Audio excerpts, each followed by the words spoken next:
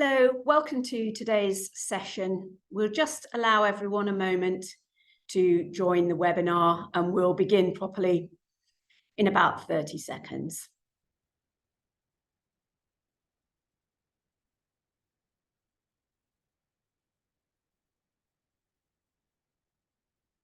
Just allowing delegates to join. Welcome if you're already here. We'll begin in just a moment.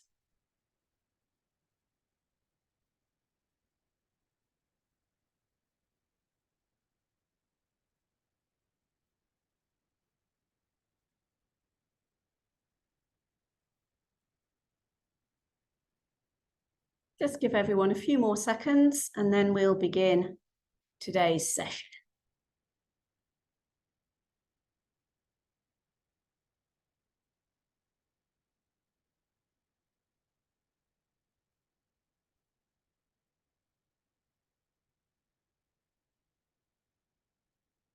We'll begin. Hello and welcome to this ETOA webinar today. My name is Rachel Reed. I'm Director of Insight here at ETOA, and I'm delighted to be joined by Carlos Sendra from our partners at Mabrian Technologies. A very warm welcome to you, Carlos.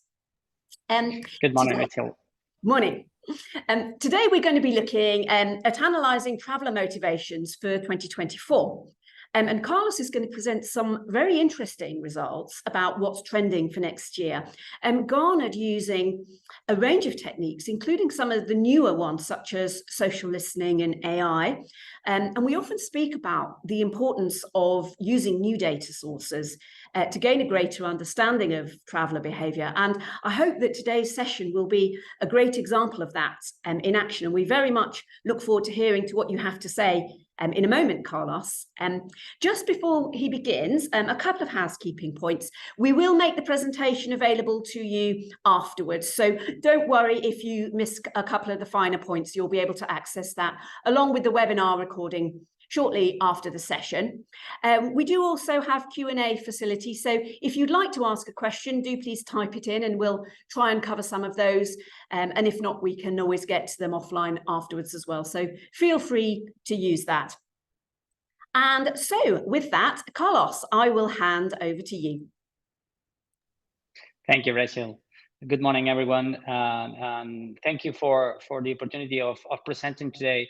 This is my very first webinar for ETOA, so I'm excited to be here sharing what we do and hopefully some insightful information that can help you to understand how motivations for travel are evolving, as Rachel was mentioning. I'll share now my screen and go through a presentation, a pretty dynamic presentation. I promise to cover what I was mentioning, right? So the subject of the webinar is the new travel motivations and how is this affecting Europe and what could be the next trending destinations in the continent, right? For the beginning of 2024, right? First, for the ones that still don't know Mabrian, let me briefly introduce what's Mabrian, what we do, and then we will go straight to the point. Mabrian, which by the way means Making Bright Analytics, it's a data insight company specialized in travel and tourism, founded in 2013 in Spain, and today is working in more than 40 countries in the world. We work mainly for destinations, but also for private companies. We do basically big data powered by technology, by AI, and especially by the expertise of our travel and tourism advisory team. Our analysts are experts in tourism to provide contextual information to destination and companies in order to make more efficient and also more sustainable decisions, right? So what we do is gathering, structuring, and normalizing and cross-analyzing data from more than 30 global sources in order to get the most clarity, the most transparency of what's going on in terms of travel trends for a destination regarding all the context, right? From traveler sentiment to demand, to air capacity, prices, accommodation, mobility, spending patterns. All that is put together in a tool that provides in an easy way all that insights. So all this information is provided through a visual dashboard, which a pretty straightforward setting process, no more than 6 weeks, and providing all that insights in real time, right? So it's a pretty flexible services. You can just connect or disconnect the type of data you want to analyze, and also the destinations you want to monitor. It could be your own destination, but also competitors, obviously. And for me, one of the most important parts of our services is the advisory part.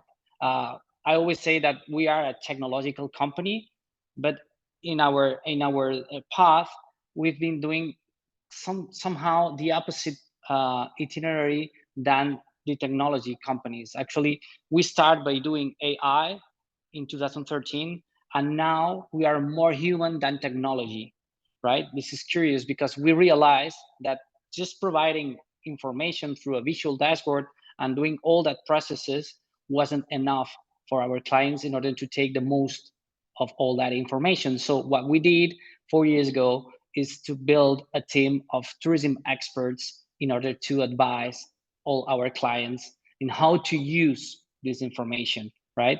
Well, first of all, what are the questions our clients need to answer, and how to first identify and then interpret all that information. This is an important part, right? But today, we're going to talk about the analysis of how the motivations, the travel motivations, are evolving globally, but also in Europe, and what are the destinations that can be trendy for the next year. And to do that, we use a methodology called social listening. Rachel was mentioning that. And what's that exactly? Social listening means that we are experts in gathering in social networks. In this case, we're talking about Instagram and X or Twitter, regarding all spontaneous conversation related to travel. And from all that information, we can extract the trends in terms of interest and in terms of satisfaction or perception, right? Sentiment, right?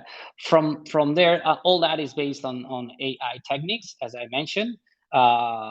Actually, it's a technique called natural language processing, which is a part of the artificial intelligence technology, in order to provide or take from all that text, obviously big volume of data, all that trends, right?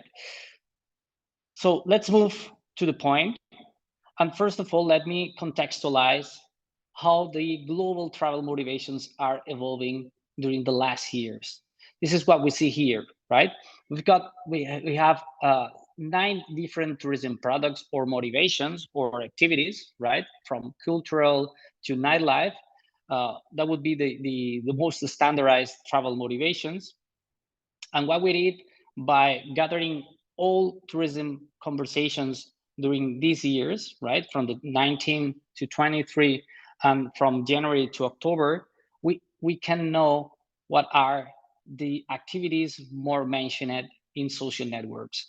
Again, this is social listening. I mean, we are not asking anything to the travelers. We're just listening and interpreting what we see, okay? And what we see is how these motivations to travel are switching during the time, right? Probably in this graph is not that clear, but if we do something like this, we can switch off a part of it, and we could see how, for example, nature and active and lifestyle motivations are clearly growing from 2019 to the present, right? Meanwhile, we could see how, for example, that's just a couple of the most typical ones, like sunbathing or nightlife, right, are decreasing, right? Same with arts and culture, decreasing a little, but we will see it more clearly in the next chart, right? This is the distribution of interest share of global travel motivations, comparing 23 to 2019, right?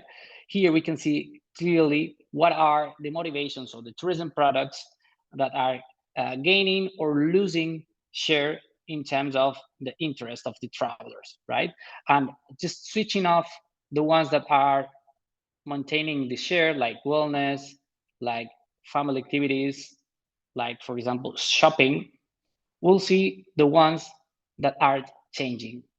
First of all, we see how arts and culture is still the main motivation by far for traveling, right? But is losing share when comparing to 2019, right? 4 percentage points less. The next motivation nowadays is nature. So the motivation would be visiting and doing activities related to nature, right? This is gaining share, protagonism, right? Clearly 13 versus 9%. When we go to sunbathing, it's also clearly losing some importance. So less going to sun and beach and these kinds of activities. Let's say more passive activities of related to the good weather. Food and cuisine is staying the same, right?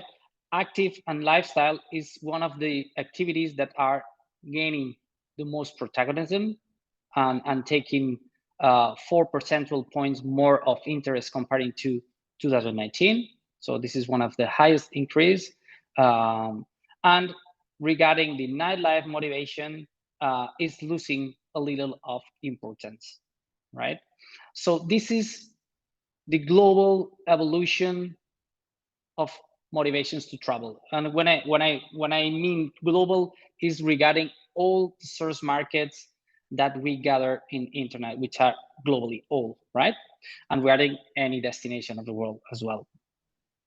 And moving forward, we can analyze if this is affecting when grouping those activities into different groups, right? We can see how clearly the experiential motivations to travel are increasing and are about to take over the most conventional motivations to travel. What I mean by experiential traveling, we group these concepts as experiential, right? The active and lifestyle, the gastronomy, food and cuisine, the nature motivation, and wellness, okay? In front of the most traditional or conventional motivations to travel, which are culture, arts and culture, nightlife, family activities, sunbathing, and shopping, right? So when comparing those two groups, we see how the experientials are gaining almost an 8 percentile points from the 19 to the to today, right? To nowadays, okay? Meanwhile, obviously, the other part is losing that points, right? And it looks like a trend that is gonna stand for the future. So what we expect is that experiential traveling is gonna take over soon the more conventional traveling, right? Even though keeping in mind that arts and culture, as I mentioned, is still one of the most motivation to travel, right? Globally, as we saw in the global benchmark, right?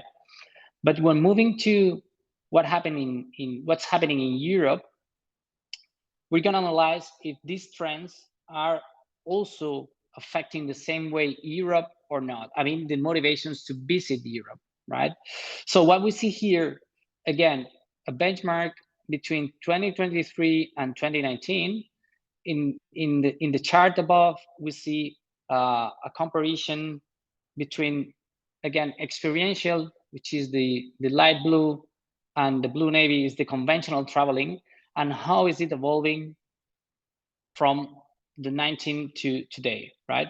So again, and the trend is really exactly the same, 8 percentage points more experiential traveling in Europe. Sorry, it's like this. Okay, so clearly the same trend in Europe than globally. That's one of the conclusions interesting to bear in mind. But then when we go to the specific tourism product or activities, we'll see some differences, right? Which is the chart below. So let's again disconnect the travel motivations that are remaining the same, like for example, wellness, which is 3% at both sides, or for example, shopping, which is 5%, but the rest are having changes, right? Again, culture, arts and culture is the first motivation to travel to Europe, right? 27% of the conversations related to traveling to Europe are related to arts and culture, which is losing, as you see, 4 percentage points, right?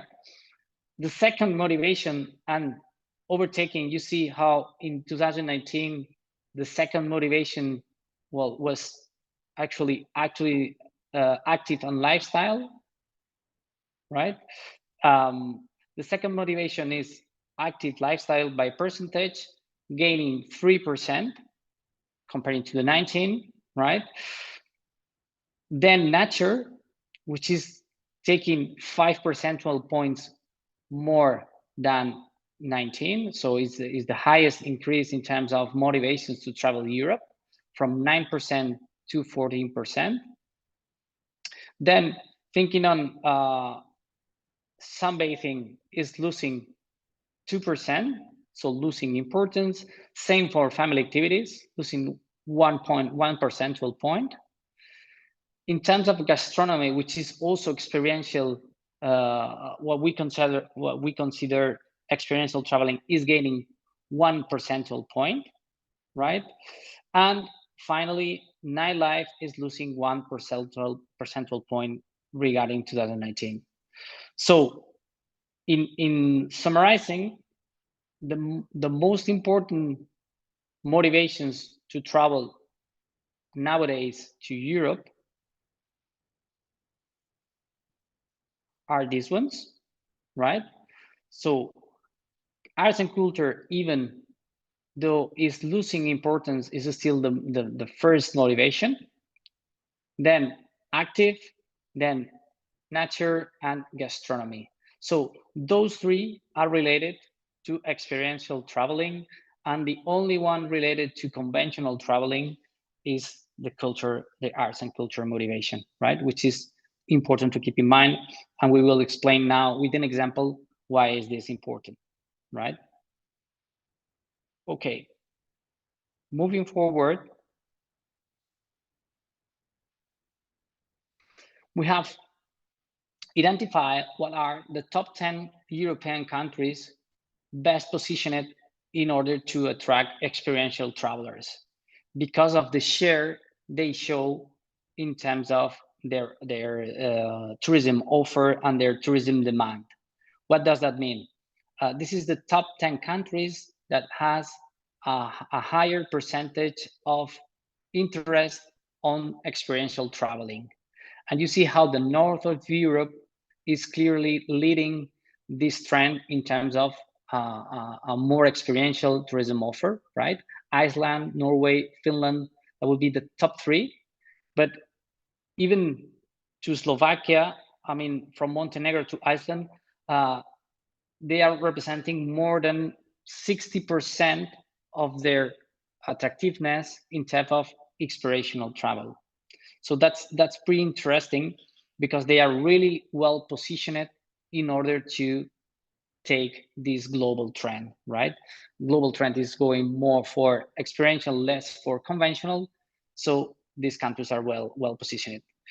But then we wanted to do, as I mentioned, a specific example of, okay, if we know that the trend in terms of motivations to travel is going to experiential, but still the arts and culture is one of the most important motivations to travel, how we can identify what are the destinations in Europe that could be trending for the next year, taking this in consideration, right? So what we did is a brief analysis, cross-analyzing these 3 factors, right? In order to, again, identify those European trending destinations for next year. In one hand, what are the destinations with the highest percentage of experiential activities? And I'm talking about regions, not countries. So we're gonna go deep down to regions. The second factor is all that destinations that has at least a 20% of cultural activities share. That means even though those destinations has a really high percentage of experiential traveling, right? They still need to cover at least a 20% of cultural, because we know that this is still an important motivation to travel.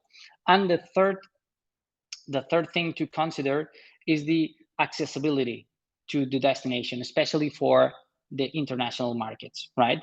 At this point, we took into account the relative growth of the destinations in terms of connected countries, and we considered as well the relative growth in new routes. So what are the destinations better positioned in one hand because of the tourism product offer, experiential and cultural, and then the accessibility, right?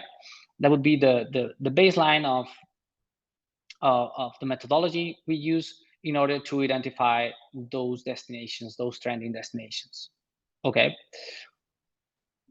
So we did just a top 10, right? And this map help us to understand probably better the distribution, right? And that's pretty good news for Italy, since the top 10, among the top 10 destinations, we identify 4 of them are in Italy, especially in the north of Italy. So we've got Piemonte, Lombardia, Emilia-Romagna, and Campania as regions that will be trendy. We'll see in the next slide a summary of all the indicators that get us to consider that the trending destinations. Then we've got 2 destinations in France, Occitanie and Nova Aquitania, 2 destinations in Germany, Nordrhein-Westfalen and Hamburg, the province of Hamburg, 1 destination in UK, which is the east of England, and last but not least, 1 destination in Portugal, which is the province of Lisbon, not only the city, but the province, right? And how did we get to these results? As mentioned, based on the methodology I just shared, we did this cross analysis, right? So exploration motivations share, experiential motivation share. What are the destinations, province destinations, region destinations that has a highest percentage of tourism offered related to experiential traveling? That would be the top 3, right? Piemonte, Nouvelle Aquitaine, and east of England. That would be the, well, actually, Occitanie is in the same level of the 3rd position, right?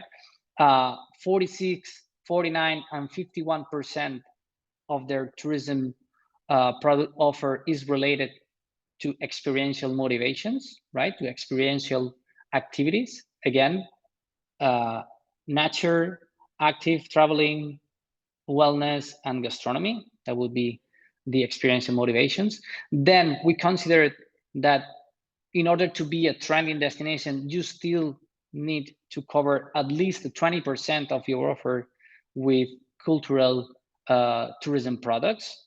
In these cases, you see how all of them are surpassing a 20% of their tourism offer regarding cultural motivations, right? And product. And then we did a cross analysis regarding the air connectivity performance for the next 6 months, right? That's why we are talking about 24, because we know that these destinations, these provinces, these regions are nowadays well positioned in terms of the actual motivation of the travelers. And in the other hand, we know that they are well positioned in terms of air connectivity, which is obviously important, especially for international traveling, right? So you could see here how all these regions has a positive, at least a stable situation in terms of air connectivity. And this indicator aggregates those two questions. First, the number of new countries connected to that destination. And secondly, the number of new routes for 2024 to get to that destination, right? Destination could be one airport or all the airports included in the area, right? So we could just, you will have these available, so you can just analyze it and just order that in the regarding the concept you feel more important. But that would be the way that we can start predicting what's going to be a trending destination for the next months, right? Again, spontaneity of the travelers. What are they interested about? What are they talking about? And then transactional data, which is what are the air connectivity planning, I mean, the airlines planning to do, which is the air connectivity schedules for the next 6 months, right? So that would be just a simple exercise in order to identify travel trends using, as Rachel was mentioning, different knowledge, different data sources, different approaches, right? And in this case, again, using the technology, the AI, to take the most of the spontaneity of the travel mentions or conversations in social networks, right? Okay, that would be all. I hope it was insightful for you and interesting. I'm open to take your questions. I think I still have some time for Q&A, so happy to take it. Yes, we Rachel, back to you. absolutely do. Thank Yes, you. thank you so much, Carlos. That was lots of interesting information. I very much enjoyed the interactive graphs that you have available on your platform. Really nice and clear, aren't they? That was lovely. Thank you. So we have got some questions that have come in while you were speaking, Carlos. I think I mentioned this is the first time we've run a webinar on these types of new methodologies. So there's quite a bit of interest in how you've got the data. First question, though, is quite a straightforward one, was could you clarify the difference between nature and active lifestyle? What sort of things would be active versus nature? Absolutely. Yeah, active would be more related to sports. I mean, all that is taking profit of the nature to do something actively, like sports. And nature that would be visiting mainly, right? So visiting nature spots. That would be the difference in between both. Oh, thank you. And then we had some people wondering about, are you able to tell a little bit more about who is it you're listening to with the social listening with regards to nationality, gender, and age? And I suppose just adding on to that, so you can maybe answer all together, is are you able to cover Chinese social media channels, or is that impossible at the moment? Okay, starting by the last part of the question, we are not taking Chinese social networks so far. We're trying to get them, but it's not easy. I mean, I wouldn't say it's impossible, but it's really difficult. So what we can get from the let's say more oriental source markets is their activity in the Occidental social networks, like the ones we use for this example. It was Instagram and Twitter. It is true that the penetration of these social networks in Asia is not that high in some countries than in Europe or in America. But so far, still knowing that the sample of data that we are gathering from Chinese as a source market for Europe, for example, using those sources is big enough in order to start having some clear trends, right? This is a matter of getting enough volume of data to be representative enough. Regarding the first part, what we do is gathering all conversations that has a relation to travel and a destination. So our starting point in order to gather those conversations is a destination, right? Nowadays, we are monitoring more than 900 destinations all around the world. So starting by the fact that someone is mentioning a destination, what we do is identifying if it's a resident or not, identifying if it's a person or a company, and then identifying what it's talking about, right? If it's a resident, we don't include it on the sample because we are not interested on what the residents are talking about, their own city, their own destination. If it's not a unique person, it's neither taken into consideration because we are not interested on companies or in media, for example, and all that, which is not a spontaneous interaction of a unique user talking about somewhere.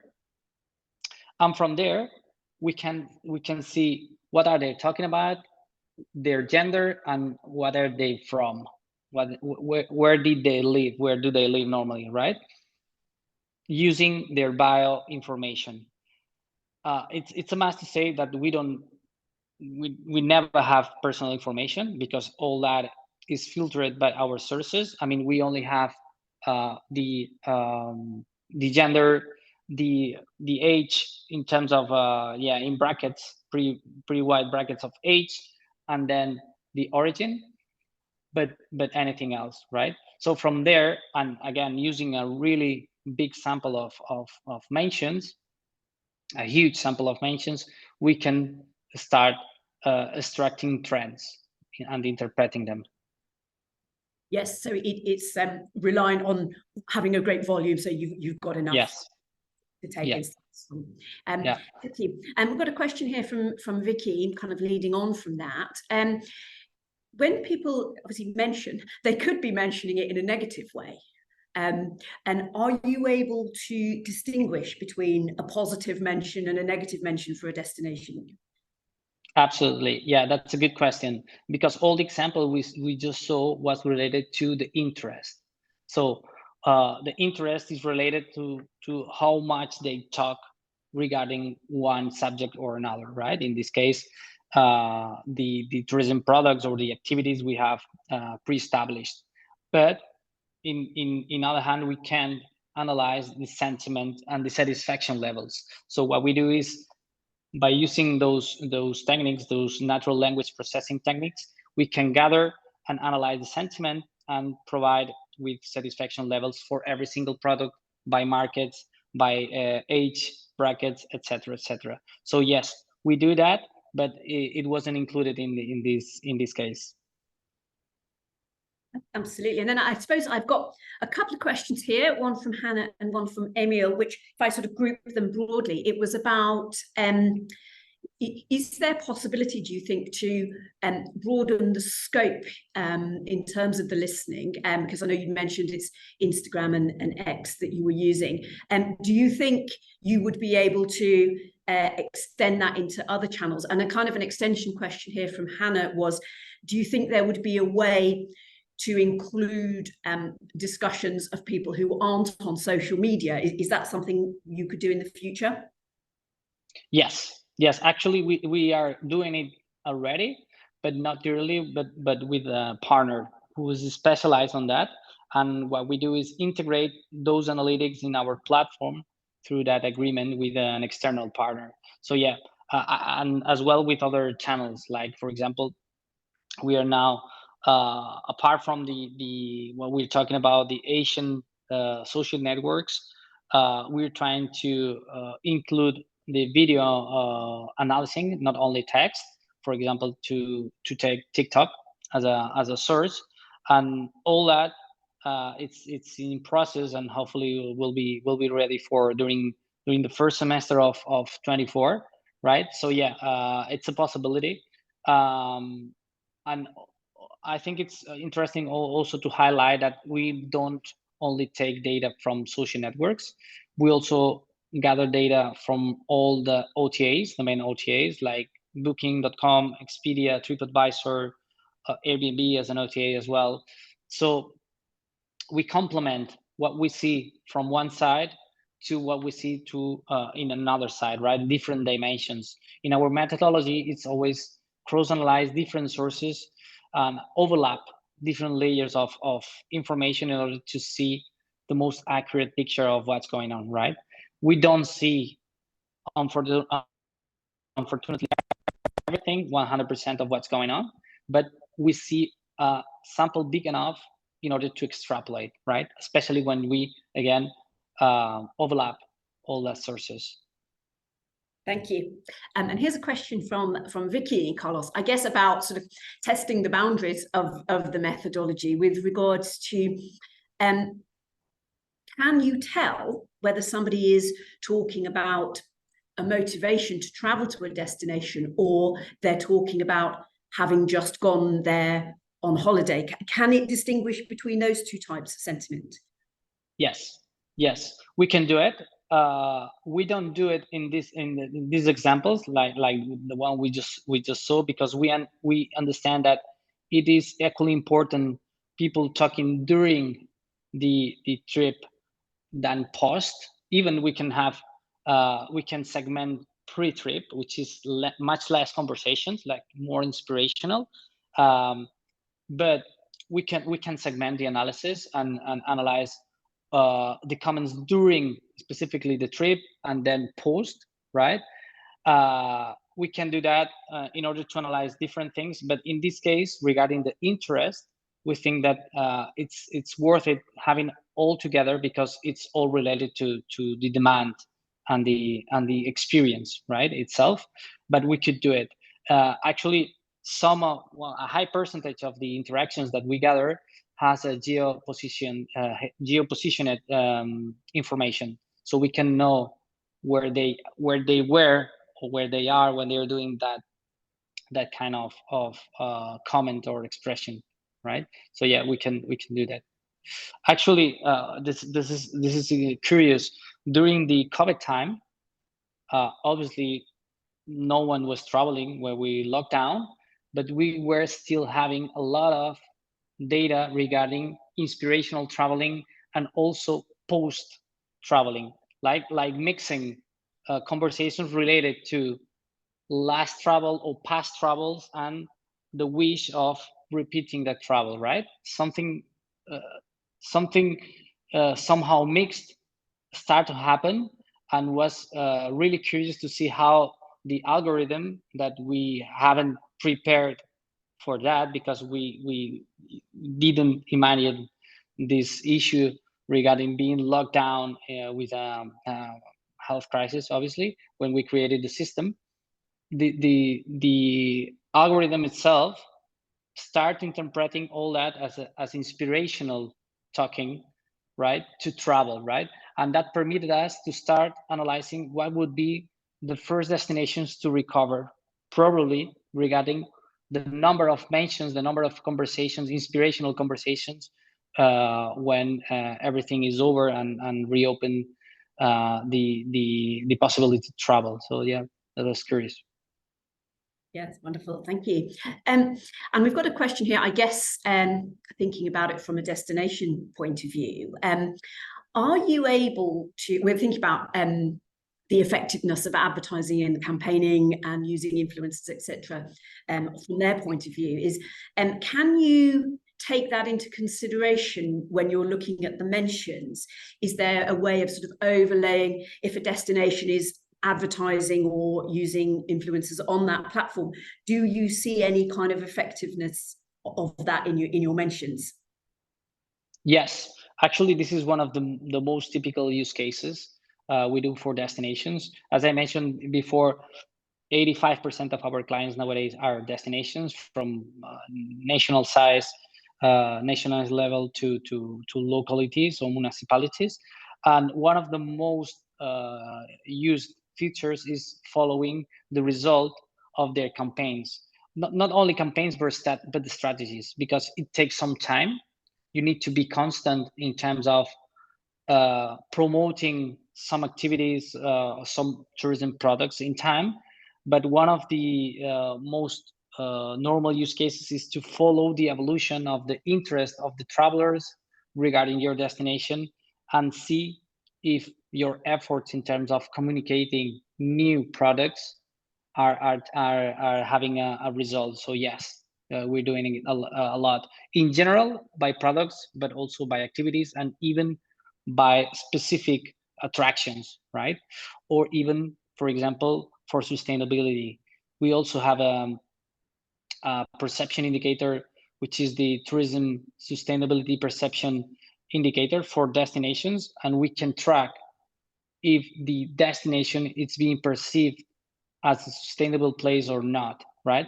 Regarding all what they're doing, not only what they are communicating, but if the traveler is perceiving all that as sustainable or not. So yeah, that's one of the most typical use cases. Yeah, I thought it probably would have been, but yeah, the question was asked. We've got one now a little bit sort of separate from what we've been discussing. It's thinking about generative AI, because I know that you're incorporating lots of these techniques into your analytics and on the platform. We've got a question just asking whether you had any insights or thoughts on the use of generative AI for holiday planning and booking, and whether that's something that you're considering as well. Yes, actually, we have a project now with Microsoft, and we are exploring how we can train a generative AI engine using the whole universe of information we have in-house, right, in our platform, in order to anticipate trends, right? That's going to be really, really interesting. It's going to take time. I always say when talking about generative AI that we are not in a race. It looks like we are in a race to implement this in a few time, right? But it's not that easy. The thing is how we fit that system. The most of the times we're not creating our own generative systems, AI generative systems, but we are just using one that someone created. But the most important thing is how we fit, what is the data, the information that this system is gonna, that this algorithm is gonna have to have a consistent result of our queries, right? So regarding the question, I think for travel planning, it's gonna be a great tool. Today it is a great tool, but I think we need to highlight that we need to have a strategy when using this. It's not a matter of just applying somehow a chat box or a searcher based on generative AI to help our clients. It's a matter of training well, and especially provide and filter and survey accurately the information that's going to be feeding the results of the queries of our clients.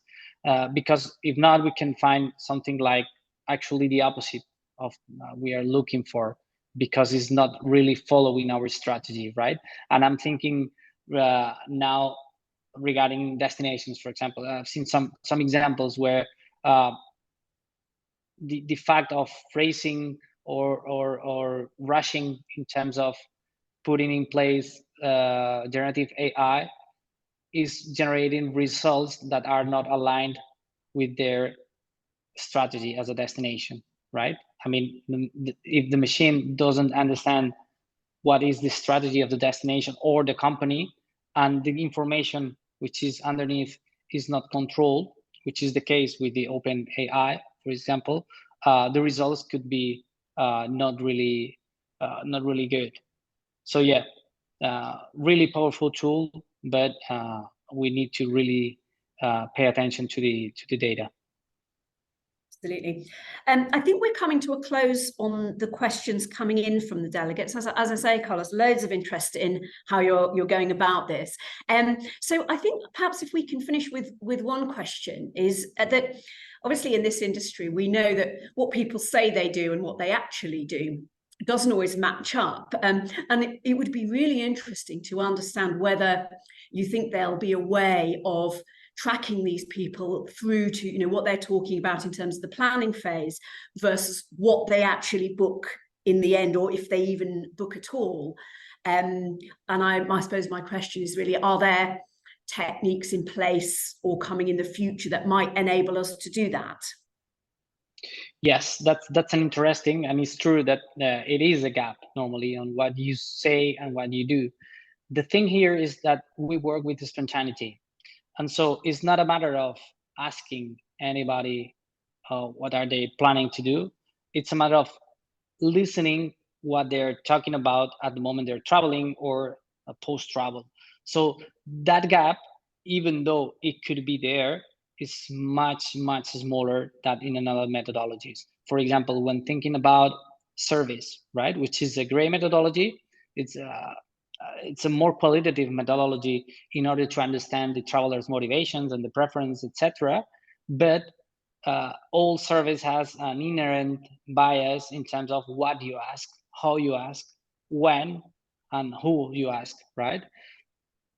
That makes more possible that gap in terms of what actually they are answering and what they're doing, right?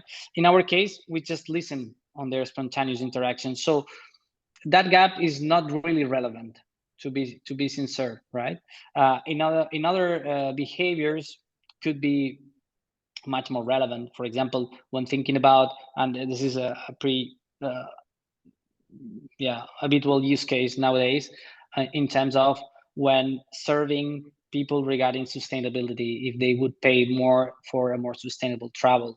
Okay, we see high percentage of people saying yes, but then you see a much lower percentage of people actually buying a more sustainable option if it's more expensive, right? It's not the same that we do. I mean, we in that case, for example, one of the indicators we calculate as well is how the hotels with sustainable certifications are evolving versus the ones that has no those kind of certificates, right? And this is transactional data. I mean, it's not about saying, okay, I would go. No. This is about, I've been in this place, in this hotel, and this is my satisfaction, and this is the rate I paid, regarding or versus the people who's staying in hotels with no certification, right? So it's much more fact-based, our conclusions than inspirational in that case. Absolutely. Thank you, Carlos. As I say, I think that no more questions are coming in. So I would just mention, obviously, we will send the presentation out. It will also be on our Insight Hub, which is etoa.org/insight. And there you can find a very wide range of all sorts of reports, opinion pieces, statistics and data that are divided by category. And Mabrian does have their own dedicated channel on the Insight Hub. So if you go and search by Mabrian, you'll be able to see all of their other pieces that we have got up there as well as this one. So it just remains for me to thank you very much, Carlos, for an interesting and kind of bang up-to-date presentation, and to thank you all for coming, and I wish you all a pleasant day. Goodbye. Thank you. Goodbye.